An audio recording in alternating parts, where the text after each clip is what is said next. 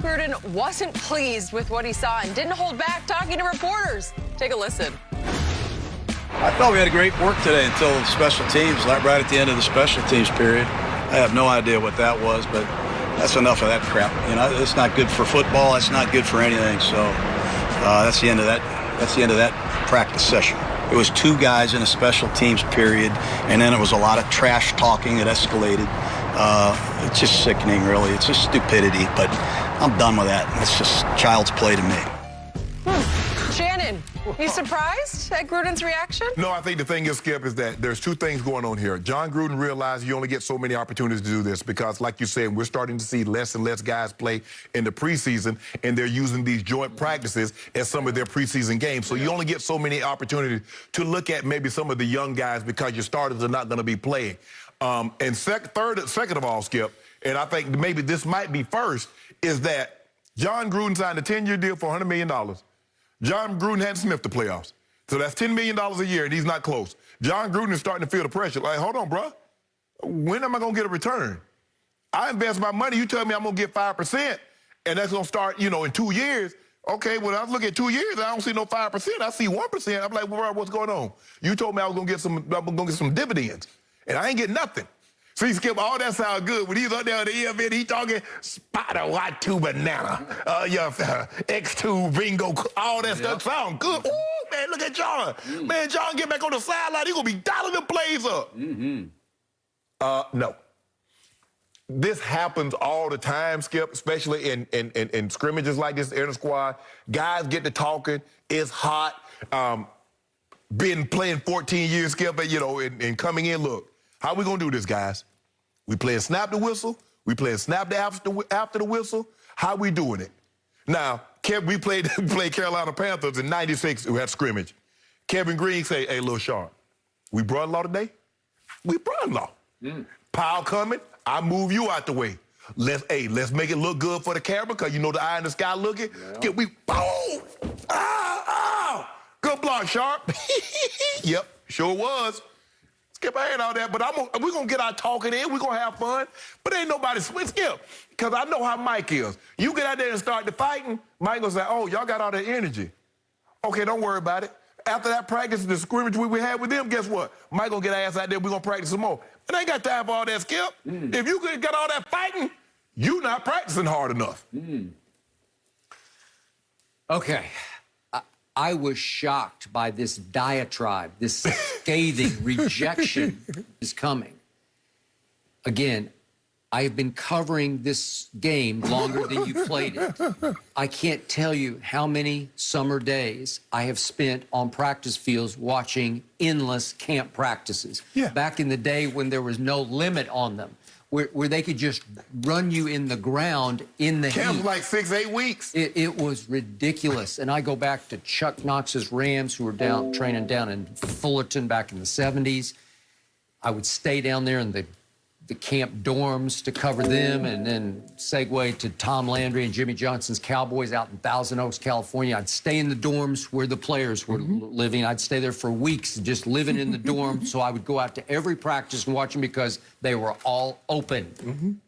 I cannot even begin to count. I don't have enough fingers to count how many fights I saw because they were usually intramural fights on your own team. Between teammates, because it just gets so hot out there and it's going on so long and you're doing 2-a-days. You're not just doing single practices, you're doing it in the morning and in the afternoon. And pads. It was grueling, man, because you'd have to be out there, what time would it start? Like 9-ish maybe? And you'd go 9 to 11 and then you'd take everything back off. You'd take a shower and you'd go to the mess hall and you'd sit and you'd eat lunch and then you'd go and take maybe a quick nap, maybe. Right? Because we're back on the field at 3.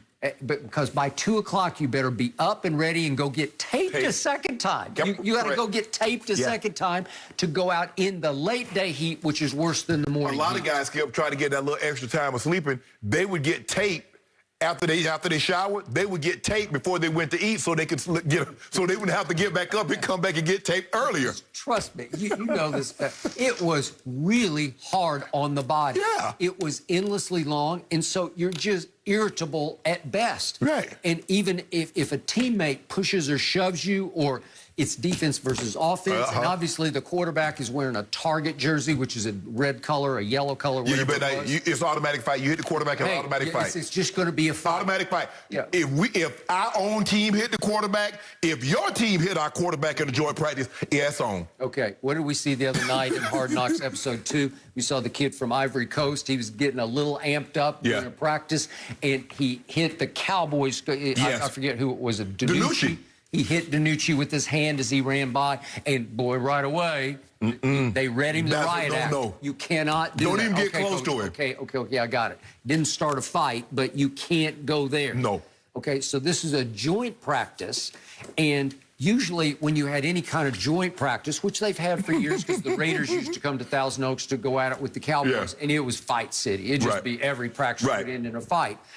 Every coach I've ever known, all the coordinators, all the assistants, and I spent hundreds of hours around all of them, they love this. They would quietly say, that's great, because it was always a good sign that they were in fighting shape. Yeah. And it was a good sign. The intensity is there. Yes, that they wanted to fight each other, so, we can't wait for opening day because they're going to want to fight the opposition. Especially, this is when you know you're going to get in a fight, Skip. If the coach turned the tape on and said, son, what is this? What the hell is this? He whipped your ass. Okay. So guess what's going to happen tomorrow, Skip? Oh, yeah. Okay.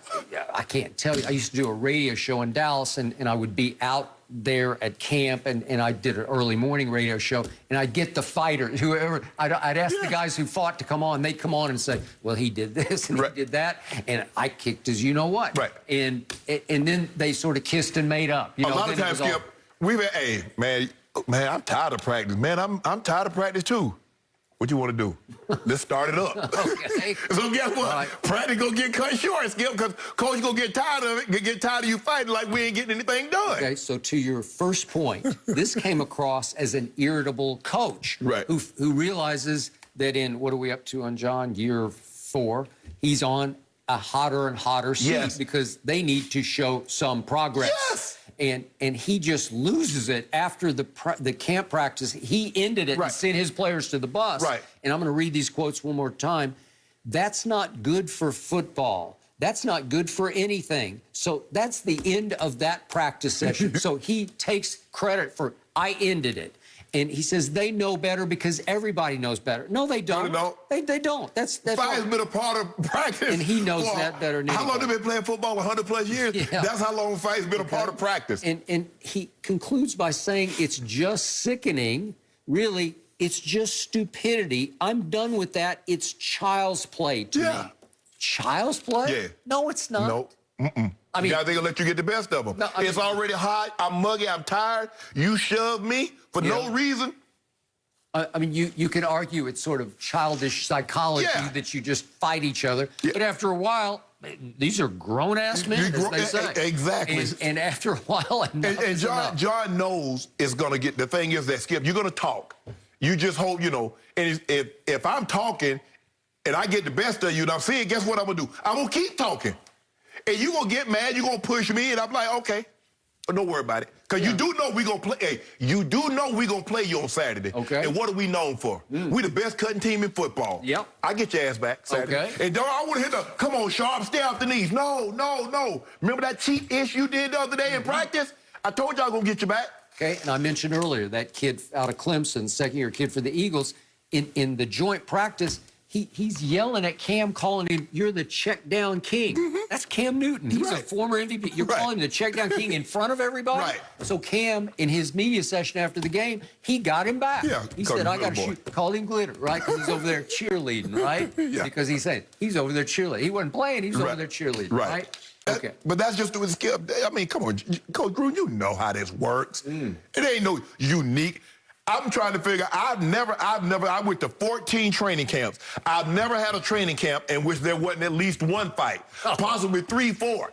It is normally, Skip, between the offensive and defensive line. Those are the guys that get it the most because those are the guys that's always hitting. At least DBs, I mean, if you're running a route, you know, the guy, but you block sometimes, the guy gets the best of you, you like shoving, pushing and shoving. But it's normally the DBs. And especially, the running back come through and coach already said, okay, we ain't taking nobody to the ground, and then somebody do something cheap and forearm the running back to the ground. Okay, don't worry about it. That's going to start it up. You just witnessed in those remarks a coach on the edge. Yes. A coach who knows what's coming this year. And I think it's a coach who has never bought 100% into Derek Carr, his quarterback. And he knows he's got to overcome that and go forward and show real progress this year. Well, Right? they're going to have to, Skip, they're going to have to get better defensively. I mean, they got some nice players offensively, Skip.